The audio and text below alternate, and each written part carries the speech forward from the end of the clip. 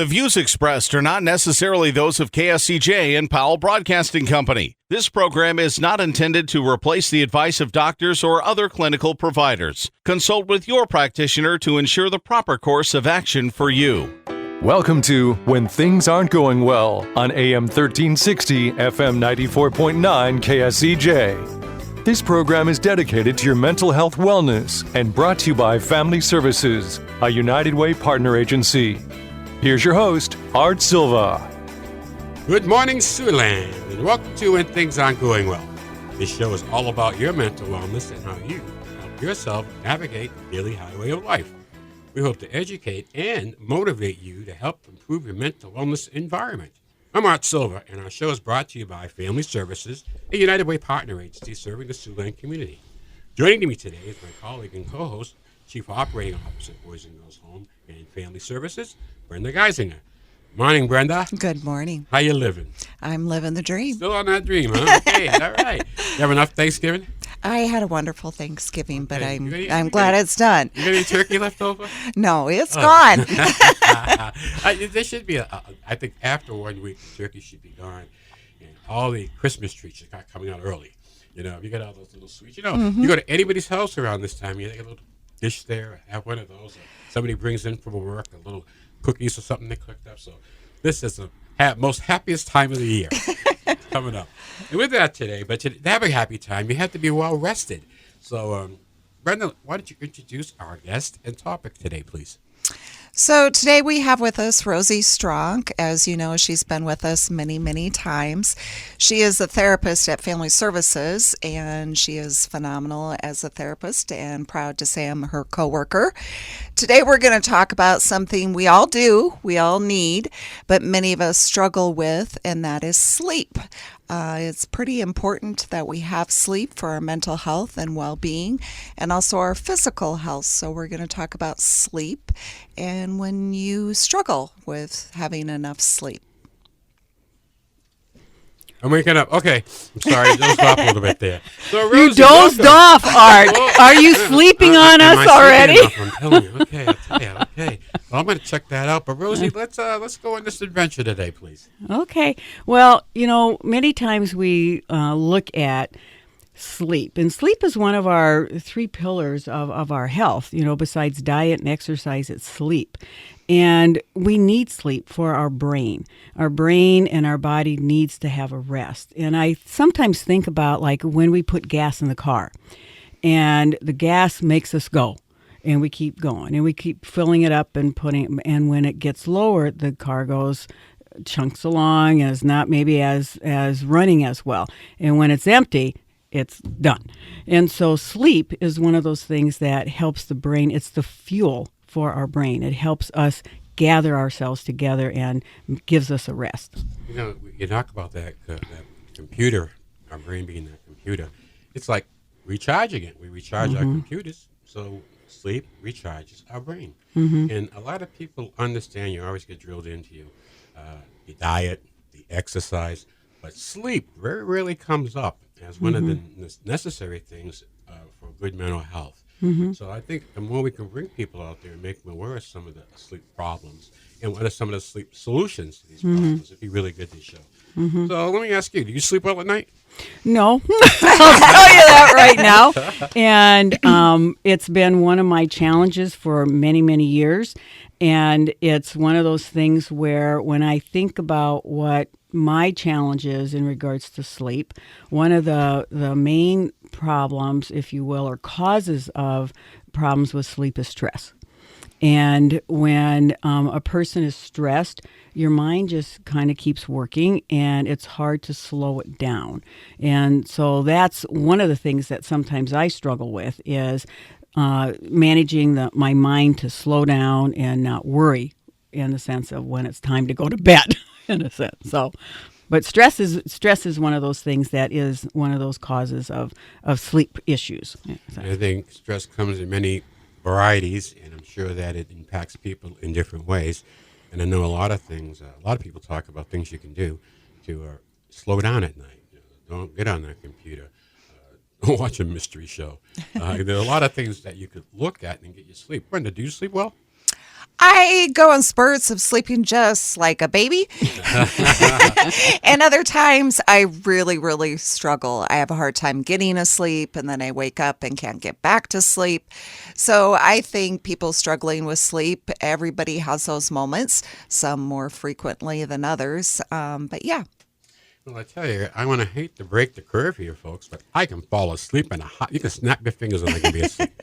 You get on an airplane, to sleep before the plane leaves the ground. So I don't have that problem. But lately, I've been having to get up. This is all brand new to me in the middle of the night, disturbing my sleep because I got to go to the bathroom. So what's this thing I'm dealing with now? So anyhow, it's very important to all of us. And, we all say when you have a good night's sleep, how great you feel in the morning. Well, you feel good after a good night's sleep. You're refreshed and you don't come out foggy. So you're listening to When Things Aren't Going Well, and I'm Art Silva along with Brenda Geiser and Rosie Strong. And today we're talking about sleep deprivation and how it impacts your mental health.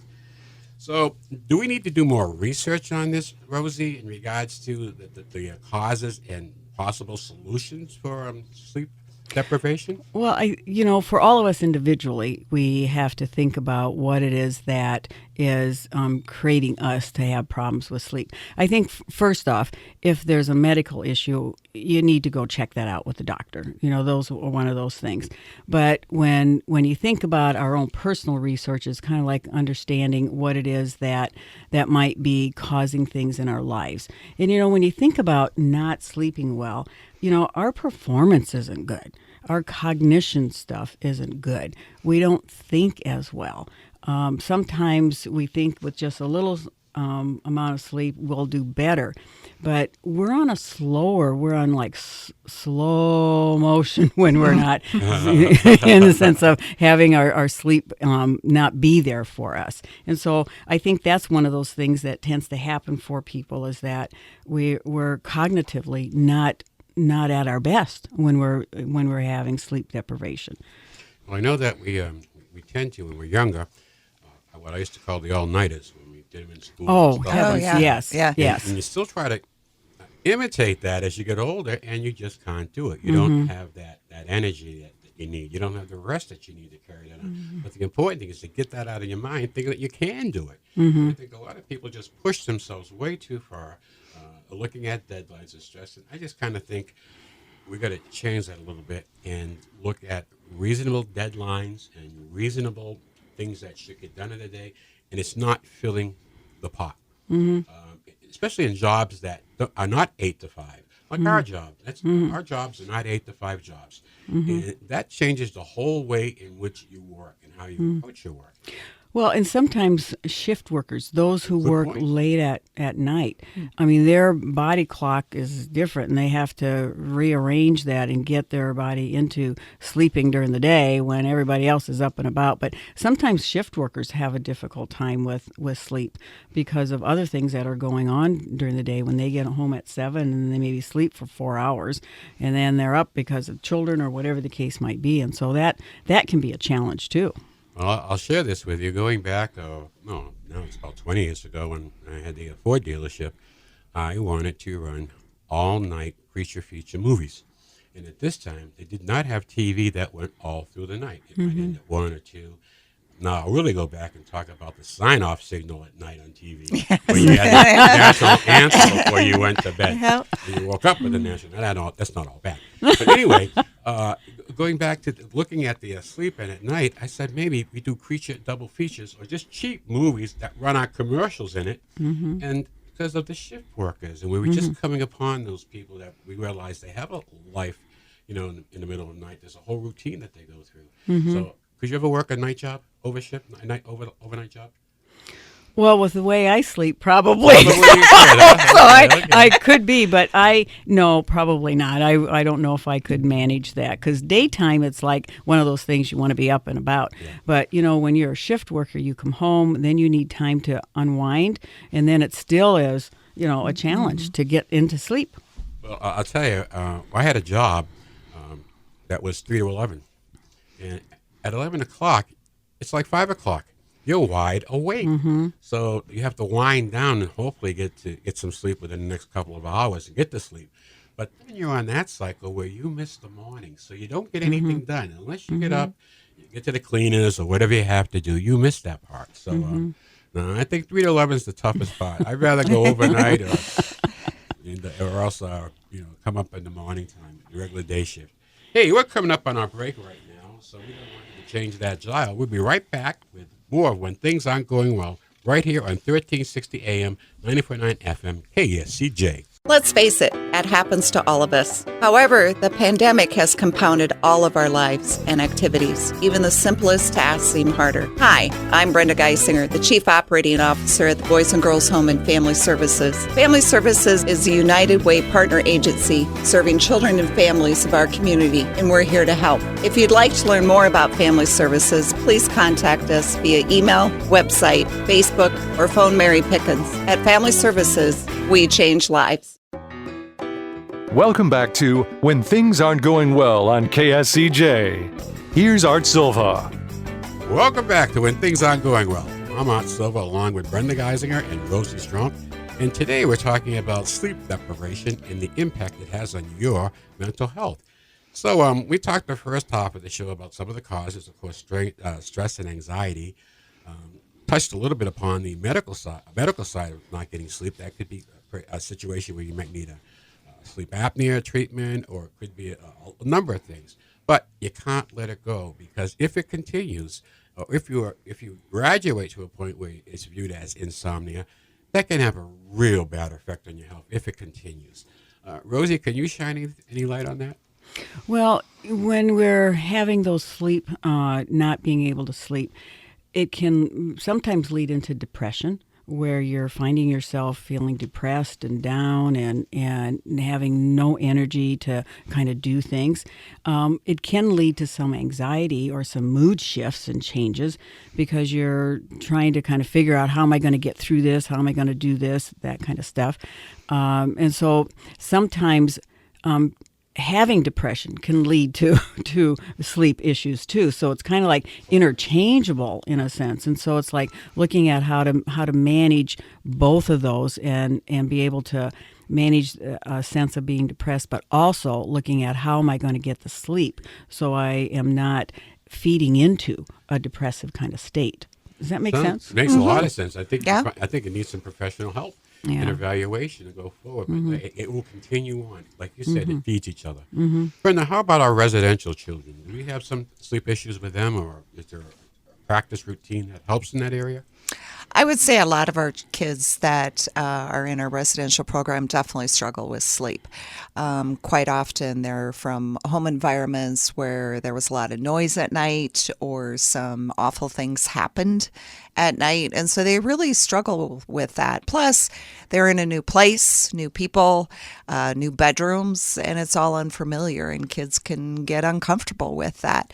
Some of the things that we try to do is a lot of relaxation before bed, really limit screen time. And also really get them in a routine, so their body just naturally starts kicking into its nighttime mode. It's time to wind down, and sticking with that routine. Soft music. Sometimes we use aromatherapy with lavender smells to get their senses to calm down. So there's lots of things, bedtime stories, that calming voice to help them kind of ease into a relaxed state. Well, that's a great suggestion. That's a lot of things. I'm listening to you talk about this. Yeah, I'm going to try that. I'm going to try that too. Rosie? Well, I was going to piggyback on when you talk about the residential kids with some of the children that I deal with out on the outpatient basis. And I think about the teenagers. I mean, I've got some teenagers who get up at 5 o'clock, go to some kind of school thing at 6, then go to school in the sense of academic stuff, and then they go to work after that, and then they get off work at 10, and then they still have to do whatever kind of schoolwork kind of stuff. And many times I'm asking them, when they come to my office, they'll say, I'm tired. And so we'll talk about, how are you managing your sleep, or are you getting any sleep? Because it makes a difference. And sometimes when I think about the teenagers, I'm going, oh my goodness, you are so busy. where do you get your rest? Where do you let your brain rest? Where do you let your body rest? Where do you recharge?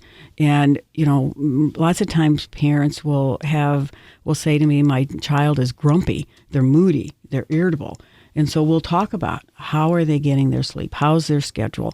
Because that's so important for the children that I deal with in regards to the teenagers. And I deal with a lot of teenagers. But you talked about screen time. That is so important in the sense of kids have TVs in their room, their phones in their room, and that makes a difference in how they sleep or don't sleep. Because when those things are on, the brain doesn't register it's time to sleep because they're seeing it doesn't register. And so that's also a part of the challenge is taking some of that stuff either away or monitoring it in a different way. Shutting it off is a good thing. I know that we've had a great success with our kids, with our children, settling down at night. I think it's a time that, for the most part, time that they welcome. If you've had a good active day, our parents would throw us outside in the morning and say, all that oxygen does have an effect. You go to sleep at night. But going all the way back to when we were children, going into that room, in your own room, in the dark, closing the door, you said your prayers, your mom and dad came in. But I always used to remember that prayer. Now I lay me down to sleep. I pray the Lord my soul would give me. Kind of scared me a little bit. When you go to bed, say, I'm going to wake up. But it's something that I think you need to realize very early in life. Food, diet, exercise, and sleep. So does this give credence to lying on the couch at 2 p.m. and not getting up till 5? No, that's because you're not sleeping well. That's right. And you're just trying to fill in the blanks right there. I know that in our new facility, and I can't wait, we're going to be able to help our children because we have the technology to put programmed music or stories into each individual room. So at bedtime, the children go to bed to soft music or a story that can be continued the next night, but something to wind them down and put them in that, okay, time to rest the brain. But all this goes back to like the client you talked about. You think you're bulletproof at that age. And then it shows up later on. It can't continue that way. I think some things we need to look at, and this is where I think part of that routine, which includes sleep, could come in, is looking at family formations. How are families put together today? Going back when I was growing up, they're a lot different. You had parameters that you had to play within, and you had a whole neighborhood watching you. Now it's different with a single parent working, and the children don't get as much as that time right there. So they're pretty much left to go on their own routine. And a lot of times their own routine mirrors their parents' routine. And that's not always good for a kid growing up. So. Yeah. I think that what you're talking about in the sense of routine, I think it's important to have your sleep or hygiene routine or nighttime routine. And you mentioned that a little bit with what you were talking about, the residential program. It's like how giving your some time to rest, like slowing down. You don't eat at 9 o'clock at night because you're having a full belly and you shouldn't be doing that. But it's like, how can I slow myself down maybe like 8:30, 9 o'clock and, doing some calming thing or relaxation thing, music stuff, whatever is going to help you kind of calm down so that you're more relaxed when you are going to go to sleep. Okay, let me ask you this. Any of you know a sleepwalker? Any experience with a sleepwalker? Yes. I mean, what's a somnambulism? I think is that their official phrase for it? Well, I'm not real sure, but I just remember I used to do that when I was younger. Oh. And in college. And I don't know if I sleepwalk anymore, but I did because people would tell me, Rosie, you ended up over here, or I ended up with my shoes on, and I'm going, I don't know what's going on. But yeah, sometimes that happens, and those things can be kind of scary for children because they're going, I ended up here, and how did I get here? And so I'm not sure what all the cause of that is, so I can't really speak to that, but that can be some issues.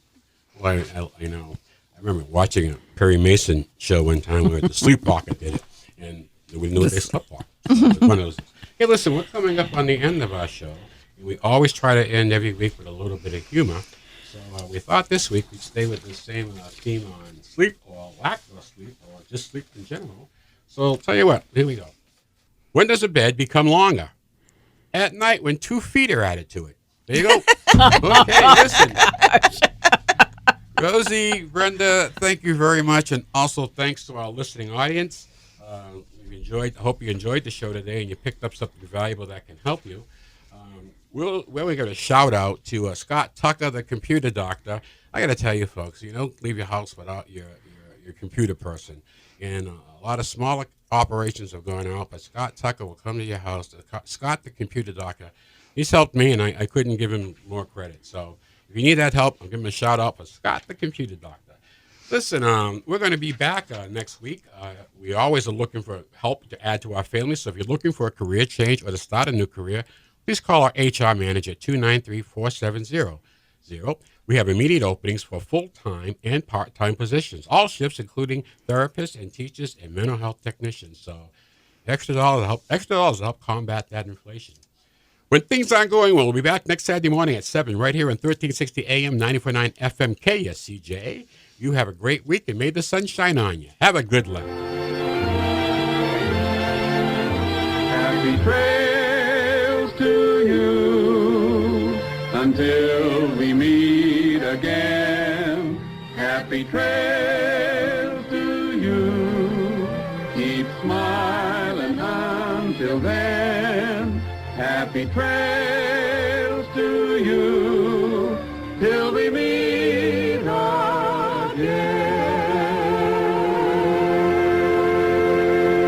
For more information on the services provided by Boys and Girls Home and Family Services, see them online at boysandgirlshomeiowa.org.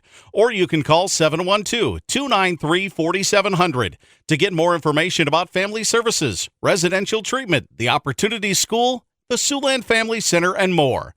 At Boys and Girls Home and Family Services, we change lives. We change lives. We change lives.